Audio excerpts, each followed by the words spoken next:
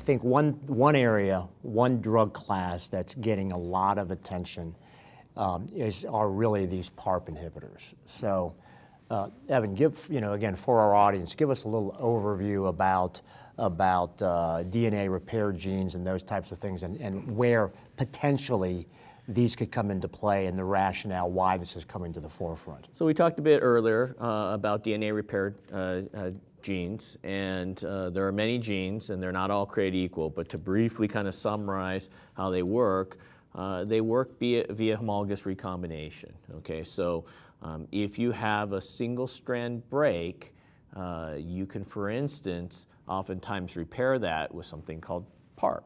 Okay, and so the reason we're leading towards talking about PARP inhibitors here is that if you already have an acquired, let's say a germline alteration in a gene, I'm just going to use BRCA2 for an example, you already have one hit there.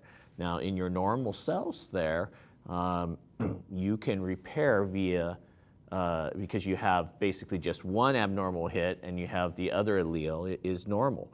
But in your cancer cell, if you have an abnormal allele there, and then you have PARP trying to repair things, and you come in with a PARP inhibitor, now you end up not being able to repair. That's called synthetic lethality, and you end up basically hopefully not touching your normal cells, but damaging the cancer cells and leading to cell death that way. So that's kind of how the PARP inhibitors work, and because we found through our Stand Up to Cancer International Dream Team about 20+% of patients have either somatic or germline alterations in this, and 12% through the Pritchard New England Journal paper have germline alterations. That Johan de Bono groups and the Mateo's paper in the New England Journal showed that if you give olaparib, a PARP inhibitor, to those patients who are enriched, you get very, very dramatic responses. 88%. It's not 100%, but 88%. And it also, in patients that aren't enriched with an abnormality, there still are responses, but it's very, very small, single-digit numbers. So again, it's not perfect. It's not a perfectly predictive biomarker, and you can't really determine predictiveness without a randomized controlled trial, but it's an early hint at it. Yeah, the current studies are all about, can you select for that patient population and now get responses? Now, how durable are they, and do they make a difference with the current standards?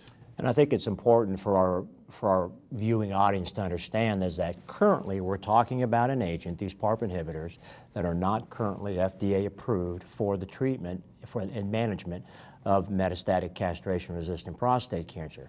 I think moving in a step forward, we know a couple weeks ago that one of the PD-1 inhibitors got approved by the FDA and is basically tumor agnostic as long as you can have a companion diagnostic test that tests us for this mismatch. So I think this sort of is hopefully where people are trying to go is it would be approved regardless of the tumor cell type, but again, working off potentially some of these biomarkers.